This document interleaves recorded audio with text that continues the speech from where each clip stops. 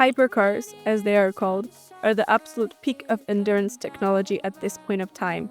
And we have two types, the LMH and LMDh cars, which can only race in two series in the world. What are they? How do they work? What are the differences? That's what we will address in this episode. My name is Teresa. And I'm Sebi. And this is the Everything Endurance Racing podcast.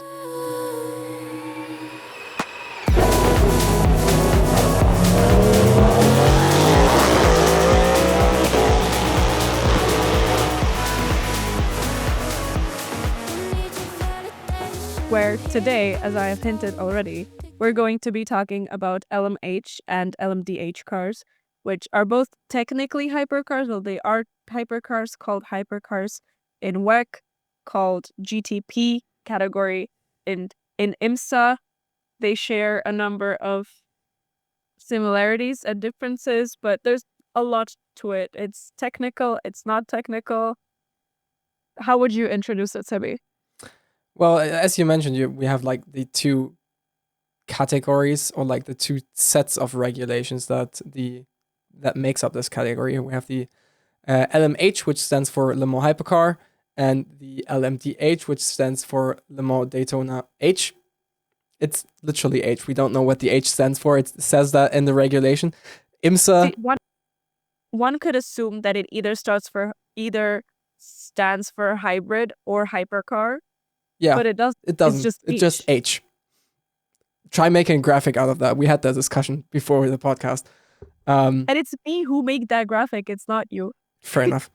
Yeah, we don't know what the H stands for. When this set of regulations was first introduced, it was thought to stand for hybrid, and it would have made the most sense because LMDh cars require a hybrid system, which is like a stock hybrid system that is provided by Bosch, I think it is, that is mated to the X-Track gearbox, which is also mandated by the regulations. But to start, Teresa already mentioned that both cars can compete in IMSA and in World Endurance Championship in WEC. But there is certain guidelines or imaginary boundaries that we have discovered that teams need to follow so that they can compete in either series. I think to put it very, very simply at the beginning, right? We have LMH, as you said, that stands for Le Mans Hypercar. Le Mans is a part of WEC. So they can technically only race in WEC. With one exception, but we'll get to that. LMDh starts for Le Mans Daytona Hypercar. Le Mans, biggest race of WEC. Daytona, biggest race of IMSA. So it can race in both categories. That's like, I think, the most simple, basic distinction between the two categories. I don't think I can put it more simple. From a history standpoint, just looking like at the brief history, the LMDh is the spiritual successor to the DPI category, which raced in IMSA before they switched to LMDh cars, and the LMH car is the spiritual successor to the golden age of LMP1 cars, which were like crazy expensive manufacturer programs with cars, like literal prototype cars that were equally expensive as Formula 1 cars. This kind of, like, both of these categories stem from a very big effort into reducing the cost of having a top category in both of these championships. Basically, the ACO, which put together Le Mans and WEC. Association Automobile Club de l'Ouest. Some of us can't speak French, but yes. Automobile Club of the East. Yes. Basically, they have put together the LMH regulations, and then together with the FIA, and then ACO and IMSA put together the LMDh regulations, so the LMDh cars could race in both championships. Starting with the cost cap, perhaps, or like continuing with the cost cap That's the most that's the most significant distinction between these two. So LMH cars, or overall hypercars, are essentially, if a team runs two hypercars, it should be about 80% cheaper than having an LMP1 program, which is absolutely insane because LMP1 was around 10 years ago, right? It was the peak. Everyone loved it and the cars were insane. And now it's 80% cheaper to run two cars. Like, they have put It's so much still effort too into expensive for some, apparently. it's still very expensive, but that just leads us who were, little kids 10 years ago to wonder how expensive were actually like LMP1s to run. It was crazy. They were crazy expensive, and like the technology they used was way ahead of their time. Audi famously was using diesel engines in motorsports, which is unheard of, and was unheard of at the time when they started making these diesel engines. And like by the time they had everything figured out, like the last generation of R18 e-tron, it was a Formula One car with a closed cockpit. It was like it was lapping Spa at the same time as like the Formula One cars of that day. It was crazy how highly developed and sophisticated these cars were, with experimental energy storage systems, with supercapacitors, with flywheels, like conventional mechanical energy storage, with huge battery storages.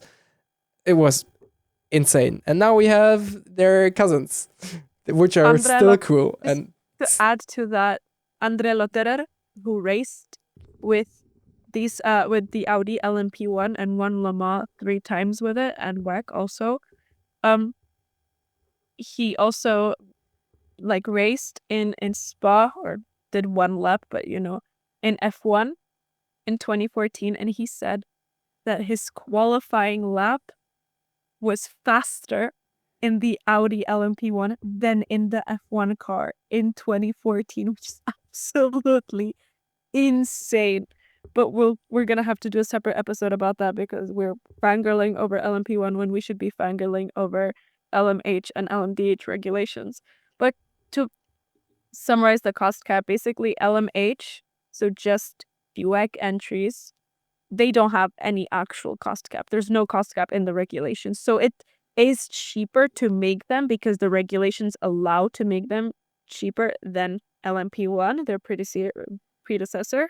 However, there's no cost cap. It doesn't matter how much you spend on it. Whereas in LMDh, which is kind of like the cheaper cousin, or the cheaper brother. I don't know, can I call it like that?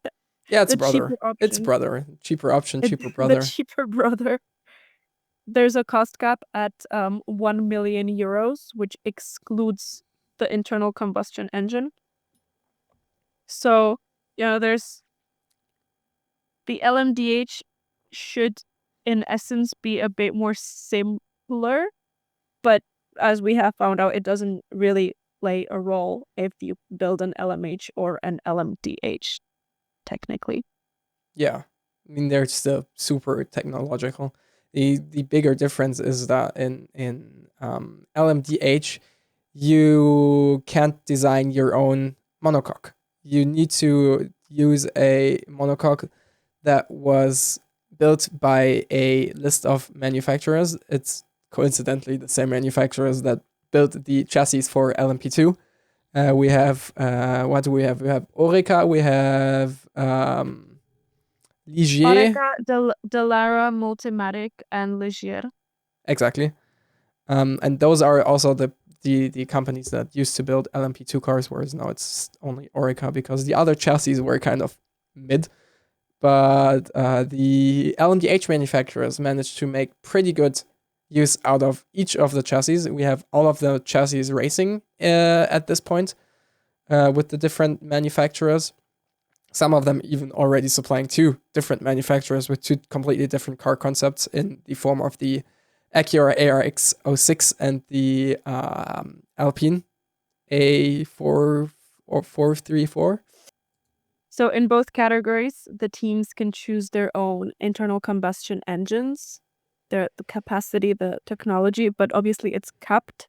So there are limitations in place. The LMDh has a maximum output capped at 470 kilowatts, whereas the LMH has it capped at around 500 kilowatts. So the LMH is a bit stronger. Yeah. However, balance of performance usually means that the LMDh cars have slightly more power than the LMH cars. Because they are slightly heavier due to the fact that they're based on LMP2 chassis and not fully bespoke built chassis as LMH cars.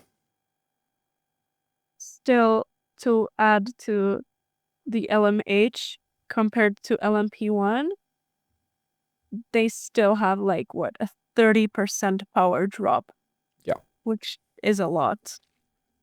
What's next? Hybrid systems. Hybrid system is always an interesting topic. We briefly touched on hybrid systems with when we talked about LMP1 for a second there. In LMH, it's you have multiple options of supplying your car with a hybrid system. You can opt to not use a hybrid system at all, which is what Aston Martin is doing, for example. All of their engine power is coming purely from their glorious Cosworth V12 engine in the back of that Valkyrie. Whereas pretty much every other LMH that is currently still racing uses a hybrid system where they have an electric engine mated to the front axle of the car, powering the front wheels to aid with traction out of corners. Well, not aid with traction out of corners anymore because hybrid system deployment is limited to a specific speed, which is a whole nother topic. But in theory, an LMH car is more likely to be a all-wheel drive car than a LMDh because their electric engine is powering the gearbox, so the rear wheels. So the Aston Martin overall is a quite interesting topic because it's technically an LMH. However, it races in both IMSA and WEC, which at the beginning I made the distinction saying that LMH only races in WEC, whereas LMDh races in both WEC and IMSA. Well, it's not exactly like that with Aston Martin because it races in both. Still technically an LMH. Do they call themselves an LMH? They do not. They call themselves the Aston Martin Valkyrie. Hypercar. They do call it Hypercar, but not Le Mans Hypercar. Now they call it Hypercar. They didn't used to, like a month ago where they presented it. So probably some marketing term or anything. Probably, yeah. But it's an interesting one, and why they are allowed to do it is because the Valkyrie is based on a road legal concept, the Valkyrie, and it's available. They have sold a bunch of them, more than 20. So 150 of the Roadster and 150 of the Coupe. Yes, so they can race in IMSA. IMSA has allowed them since some of the parts are from the road legal version and they're like accessible to them.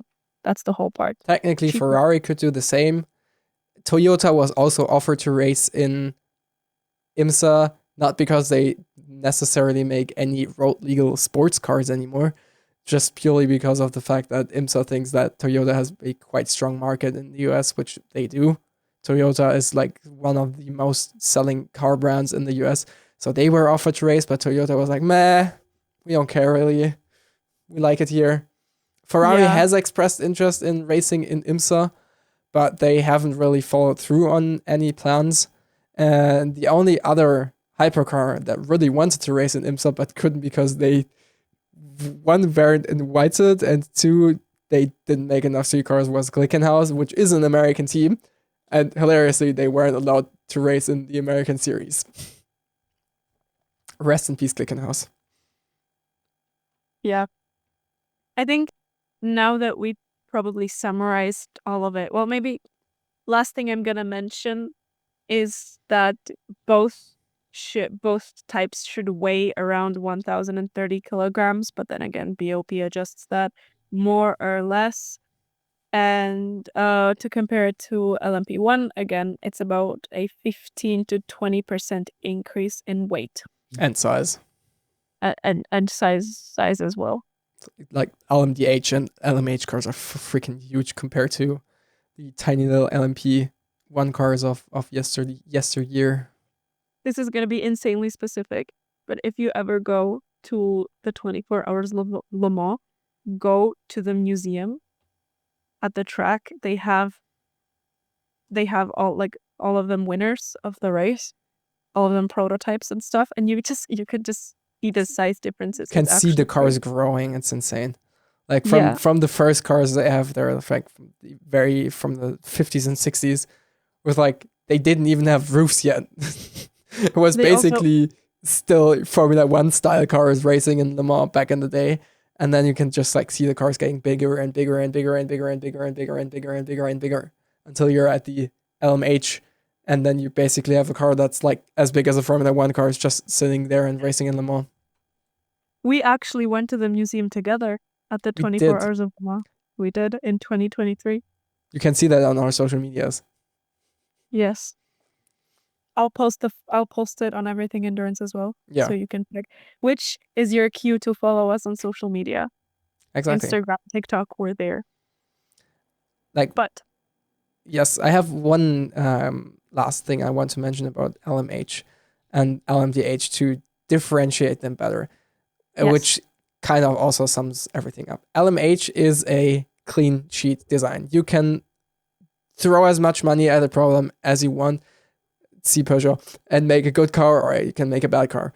LMDh is a very limited set of regulations that allows you to build a car within a very specific specification. You can still make it look like yours.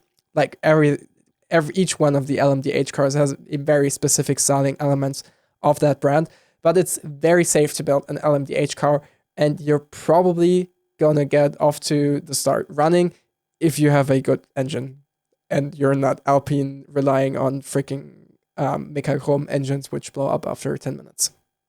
and now that we've described both categories, I think I'm gonna just briefly explain who falls in which category, though as we have established, does it actually matter that much? Not really.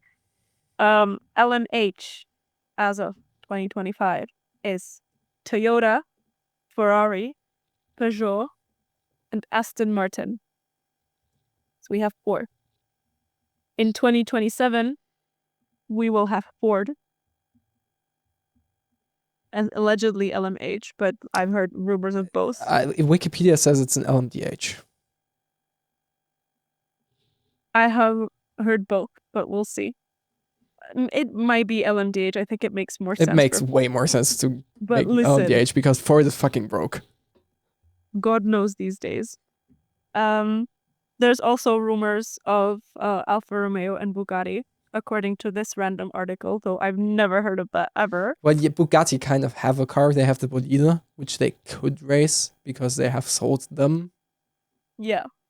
But and formerly we had rest in peace to Glickenhaus, Isotta Fraschini, and Van Val. yeah, the Isotta Fraschini was actually kind of a cool design because it was also a hybrid. It was also an all-wheel drive hybrid, and it sounded awfully familiar to a very specific Mercedes Formula One car. And it kind of had the same engine as well, just with like twice the displacement. But it sounded like it had a very similar sounding 90-degree V6 single turbo with the same basic engine layout and turbo replacement as a Formula One car. So it sounded exactly like the Mercedes Formula One car. It was amazing. I loved it. It was so cool. We missed them. So in LMDh, we have Porsche, Cadillac, BMW, Alpine, and soon we'll have Genesis. We also have Lamborghini, but Lamborghini only races in IMSA. And we also have Acura, which only races in IMSA. Acura, and we have established that in our last episode, is the luxury brand of Honda. And if they rename themselves to Honda, they could race in WEC, but they're not really interested in that. Yep, exactly. There's also And that's not it. enough space to race in WEC at this point. No, it's not. I think we're gonna get rid of private customer hypercars very, very Before soon. we get rid of privateers, we're gonna get rid of Fuji, because Fuji is the track that's the limiting factor, because they don't have enough garages and they don't allow more than like 40 cars on the grid. Which is sad because Fuji is a great track. Yep. But it's limiting the growth of the series at this point. That's true. Well, I think we're gonna discuss our dream calendars in the future. But in this episode, we have tried, attempted even, to explain these two sets of regulations, both of which heavily contribute to the popularity of both IMSA and WEC right now. As we keep saying in every single episode, we're in the golden era of endurance racing, so you all better start watching endurance racing, WEC, IMSA, everything else. I know we have discussed WEC and NLS. only so far, yes, on this podcast, but we're gonna get to other racing series very, very soon. Next episode is going to be just about GT3 racing in Europe. A lot of travel recommendations. And yeah, I think on that we can end today's episode. Thank you so much for listening, and make sure to follow us on our socials, on TikTok, Instagram, our personal Instagrams. Leave a cutesy little comment, review, whatever. Interact. Sharing is always a good way to get our podcast out to more people, especially on TikTok.